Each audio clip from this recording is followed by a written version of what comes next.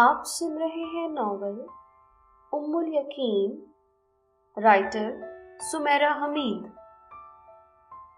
शहर की सबसे हसीन लड़की, शहर की सबसे शरीर लड़की, उनकी दबीसा। उसे शहर की औरतें ज्यादा पसंद नहीं करती थी, लेकिन शहर के बड़े बूढ़े और दाना उसे पसंद करते थे। जो दूसरों से मुख्तलिफ होता है वो अगर बागी नहीं तो खलीफा होता है। वालिद के सफर के सब किस्से उसे याद थे। शहर के सब दानाओं का वो सर खा चुकी थी। शहर में इतने घर नहीं थे जितने उसके कारनामे थे। शहर में शायद ही कोई ऐसा बच्ची या बच्चा होगा जो उसके साथ खेला होगा और उसके दांतों के वार से बच गया होगा। वालिद ने कभी अनाज, कभी सिक्के, कभी रेशम, कभी भेड़े, कभी दुम्बे, कभी ज़रूफ देकर उन लड़ाई झगड़ों का निपटाया था।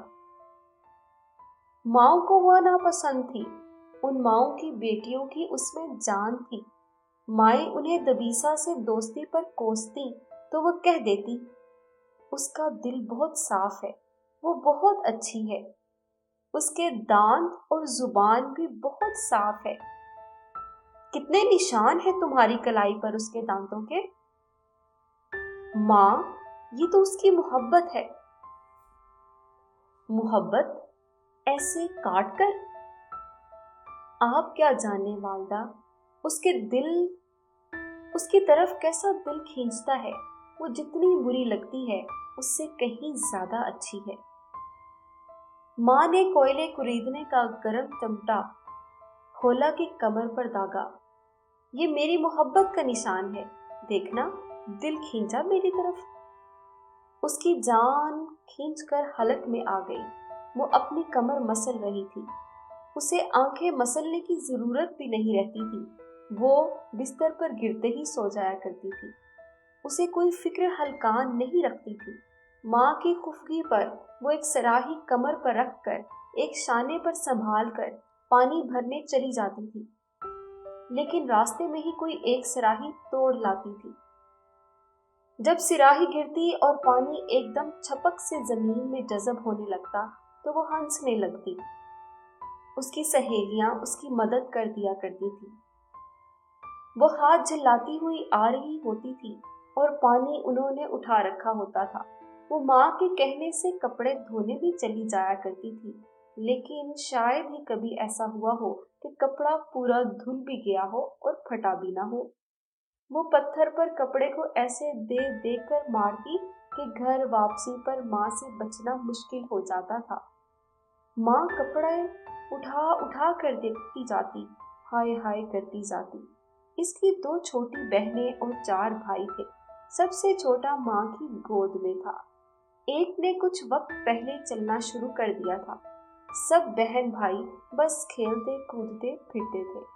माँ अकेली ही घर के सब काम करती थी। घर के कामों के लिए 2 मददगार तो थे, लेकिन घर इतना बड़ा और काम इतने ज्यादा थे कि काम खत्म होने में आते नहीं थे।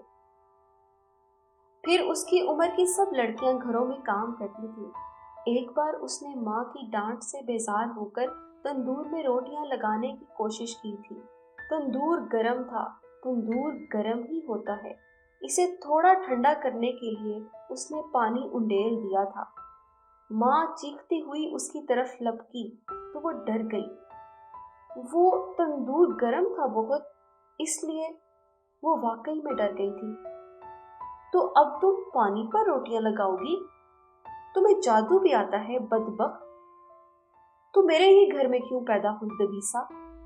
उसने रोनी सूरत बनाकर माँ को देखा। मोटे मोटे आंसुओं से उसकी आंखें लबरेज हो गईं। ऐसा कभी नहीं हुआ था कि उसने रोकर दिखाया हो।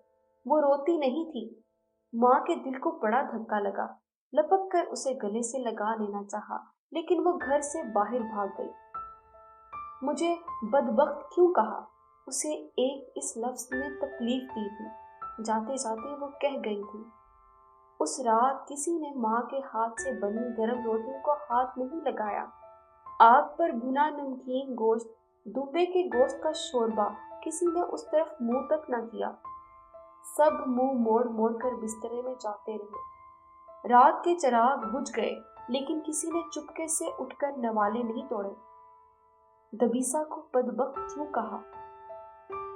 बच्चों ने कहा, वालिद ने कहा, घोड़ों के रखवाले ने कहा, घोड़ों ने कहा, मददगारों ने कहा, चांद ने कहा, रात ने कहा, सुबह के परिंदों ने कहा, हवा ने कहा, सारे जहां ने कहा। क्या मैं ऐसी ही जालिम हूँ? माँ थक गई, आजिज आ गई, रो देने को हो गई। जुल्म तो उस बच्ची पर होते हैं इस घर में, वालिद ने मुंह फुलाकर कहा। जुल्म यानी पानी भरना, तंदूर में रोटी पकाना। मैं दबीसा को चचा के घर से ले आऊं? 6 साला भाई ने कहा। नहीं, रहने दो उसे वहीं, वैसे भी यहाँ उसका कौन है। काम करवा करवा के बच्ची को हलकान कर दिया। पानी भर कर वो लाए, कपड़े वो धोए, खाना वो पकाए, सराहियां वो तोड़े, लोगों को वो काटे, कपड़े वो फाड़े। माँ ने हैरत से दबीसा के सगे बाप और अपने सगे शोहर को देखा। एक एक करके अपने सब सगे बच्चों को भी। इतने सगों में एक वो सौतेली थी। कोई मुझ बेचारी की भी तो फरियाद सुने। माँ ने चादर को सर पर दुरुस्त किया और दबीसा को लेने के लिए चचा के घर की तरफ चल पड़ी। मेरी बहुत याद आ रही होगी वालदा।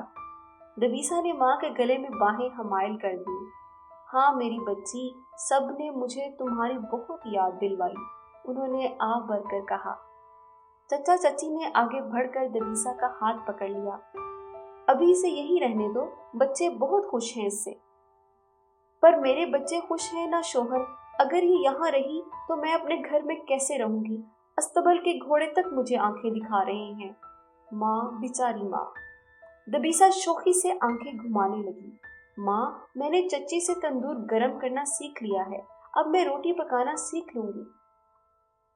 नहीं मेरी बच्ची, तंदूर का जिक्र रहने दो अब। भूल जाओ कि हमारे घर में कोई तंदूर भी होता है। वो भूल गई कि कोई तंदूर होता है। खौला की माँ ने याद दिलाया कि शहर की दूसरी लड़कियां अपने बाप भाइयों के लिए जगह अबा बनाती हैं और तुम वो तंज से हंस रही थी। तो इसने एक बार ये जहमत भी कर दी कि वालिद के लिए लिबास तैयार किए। जब जगह तैयार हुआ तो उसे इतना पसंद आया कि उसने वो खुद ही पहन लिया। वालिद का हंस हंस के बुरा हाल हो चुका था। लोग ठीक कहते हैं दबीसा, तुम्हें कोई और मखलूक बनकर पैदा होना था, लेकिन देखो, ऐसे बाहर न जाना, तुम्हें नजर लग जाएगी। उसे वालिद की हंसी पर बहुत प्यार आया। आप जैसे वालिद दुनिया में किसी के पास नहीं है। उसने उनका हाथ पकड़कर आंखों से लगा लिया। तुम जैसी बेटी भी तो नहीं है, और मुझ जैसी बदकिस्मत औरत भी। माँ ने फिर आ भरी। दोनों बाप बेटी ने एक दूसरे को बिगाड़ दिया, मेरा घर भी तबाह कर दिया। एक की हरकतों के जुर्माने भरते भरते दूसरे ने घर खाली कर दिया। माँ को सब भेड़े, दुम्बे, घोड़े, अनाज याद थे। माँ को दबीसा की सब हरकतें भी याद थी। यही दबीसा हंसती मुस्कुराती हुई वालिद के लिए बना जगह पहनकर खौला दौरैन से मिलने के लिए चली गई। उनकी माँओं ने मुंह खोलकर आंखों से घूर कर उसकी तवाज़े की। ये तुमने कैसा रूमियों जैसा लिबास पहन रखा है? अकल नहीं है लड़कियां कैसा लिबास पहनती हैं? खौला की माँ ने नाक चढ़ा लिया। मैं इस लिबास में बे इंतहा हसीन और जमील लग रही हूँ खाला। आप ये कहना चाह रही हैं? ये ख्याल आपको क्यों नहीं आया कि आप अपने वालिद, भाई या शोहर का जगह पहन सकती? तोबा तोबा, मैं क्यों पहनूंगी मर्दों का लिबास? अगर आप मेरी नजर नहीं उतार सकती तो मुझे काट खाने वाली नजर से भी ना देखें। मैं तो तुम्हारी जुर्रत पर हैरान हूँ, दुरैन की माँ बोली। मैं अपनी जुर्रत पर खुश हूँ। रूमी औरतें पहनावे में नित नई जिद्दतें देने में मशहूर हैं। उन्होंने मेरी ये जिद्दत देख ली तो वो मुझ पर फिदा हो जाएंगी। मुझे यकीन है कि वो गश खा कर गिर पड़ेंगी। पता नहीं तुम ऐसी ऊट पटांग बातें कहाँ से सीखती हो? तुम्हारे बाप ने तुम्हें कौन सी दवा खिला दी है कि तुम इंसान बनने पर तैयार ही नहीं हो? अब खाला, हूरों को कभी इंसान बनते देखा है? اس نے ایک ہاتھ کھڑا کر کے شان سے کہا، تھوڑی اٹھا دی۔ اس کا حسن روشنی کی صورت اس کے چہرے سے پھوٹنے لگا۔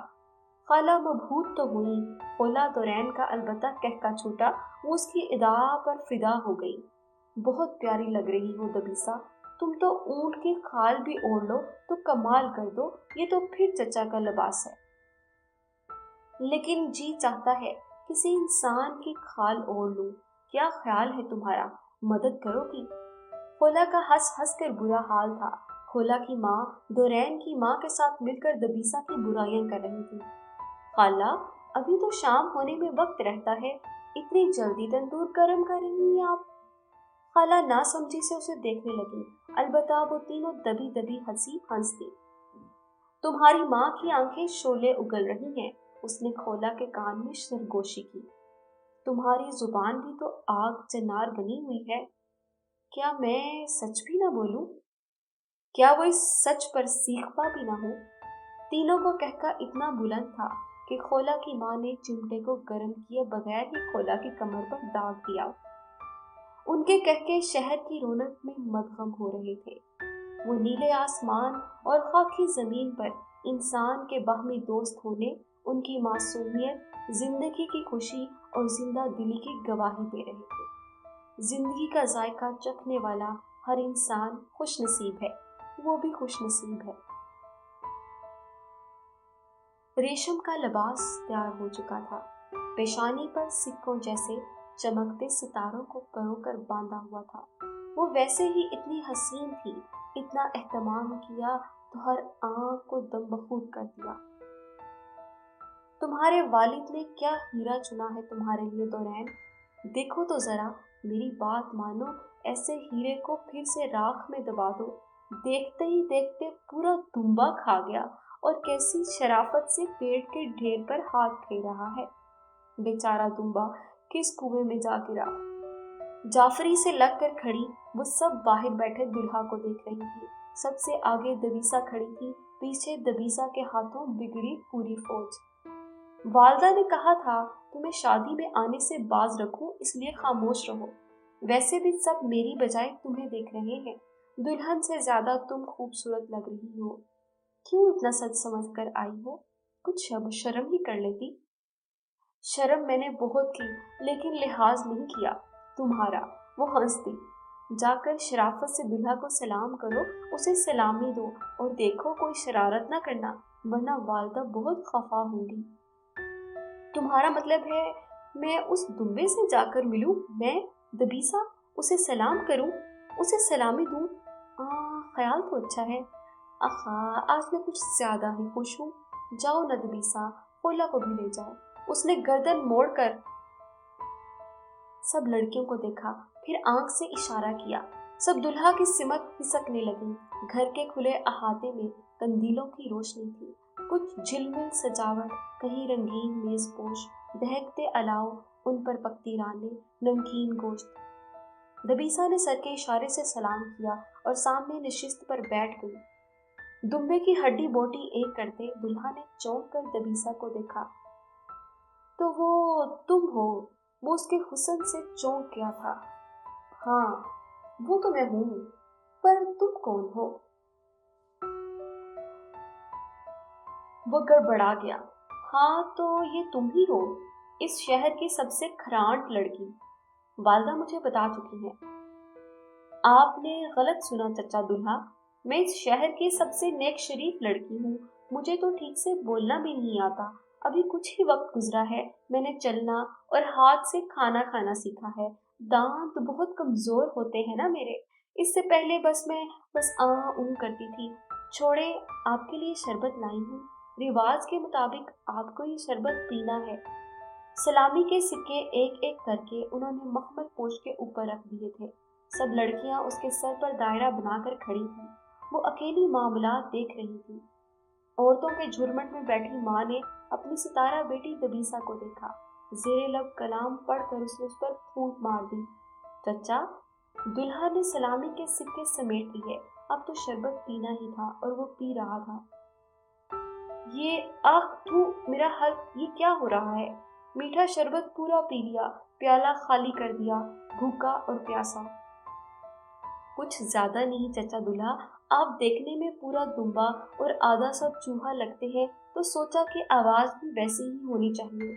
ہمارے شہر کا مطب بہت مشہور ہے، ایک بے ضرر سی دوا ڈالی ہے شربت میں، کچھ زیادہ نہیں ہوگا، 2-3 خون کی الٹیاں، 1-8 سال جگر میں سوزش، یہی کوئی 3-4 سال گلے میں خارش، اور بس کل ملا کر 20-22 سال کھچر جیسی آواز۔ بس زیادہ پریشان نہ ہو، آنکھیں تو اندر کر لے چچا دلہا۔ آخ ایسا بھی کیا ہو گیا آخر گلے کو، کہیں پیڑ پودے تو نہیں اگنے لگے، جھاڑیاں؟ بولا کون سی دوا دے دی تم نے چچا کو؟ چچا دلہا اپنا حلق پکڑ کر زمین پر بھیڑ بکرے دمبے چوہے سب کی طرح الٹے پلٹے ہو کر پتہ نہیں کیا کچھ اگل رہا تھا۔ اتنی بدبو آنے لگی تھی کہ مہمان ناگواری سے اسے دیکھنے لگے تھے۔ اس کے کسی رشتہ دار نے آ کر اس کی پیٹھ پر ہاتھ مارا، کہا تھا کم کھاؤ، تمہاری ہی شادی کا کھانا ہے۔ سب ناک ڈھانپ رہے ہیں، لیکن ان سب نے منہ پر ہاتھ رکھے تھے کہہ کے دبانے کے لیے، لیکن پھر بھی وہ سب ناکام ہو گئی اور کھل کر ہنسنے لگی۔ وہ کچھ ایسی شدت، ایسی دلبری سے ہنسی کہ شادی واقعی میں شادی ہو گئی۔ ہر لڑکی دلہن، ہر لڑکا دلہا، جو جہاں جس کام میں مصروف تھا وہ رک کر انہیں دیکھنے لگا۔ ان سب میں دبیسا کو خاص طور پر۔ وہ ہنستے ہنستے بے حال ہو رہی تھی، اس کا حسن اس کے سر کا تاج ہو رہا تھا، اس زمین کا پھول، اس آسمان کا چراغ۔ اپنی سفید کلائی سے اس نے اپنی نم آنکھیں صاف کرنا چاہی تو ایک دانا عورت جس کی پیشانی پر رومال بندھا ہوا تھا، اس نے بڑھ کر اس کی کلائی تھام لی۔ اس کا کہکا تو تھم گیا، لیکن ہنسی نہیں تھمی۔ وہ دیکھ رہی تھی کہ شادی میں شریک ایک خاتون اس کے بازو سے ریشم کو پرے ہٹا رہی ہے۔ شاید وہ اس کا لباس دیکھ رہی تھی، اس کے لباس کی جدت، لیکن وہ ایک دم خاتون نے اس کا بازو جھٹک کر چھوڑ دیا اور کتنے ہی قدم دور ہٹ کر کھڑی ہو گئی۔ اسے کوڑ ہو چکا ہے، یہ کوڑی ہو چکی ہے۔ دبیسا نے اپنے بازو کو دیکھا، اس پر پڑے دھبوں کو، اور پھر خاتون کو۔ سفید ریشم سیاہ ہو چکا تھا اور پیشانی پر چمکتے ستارے بے نور۔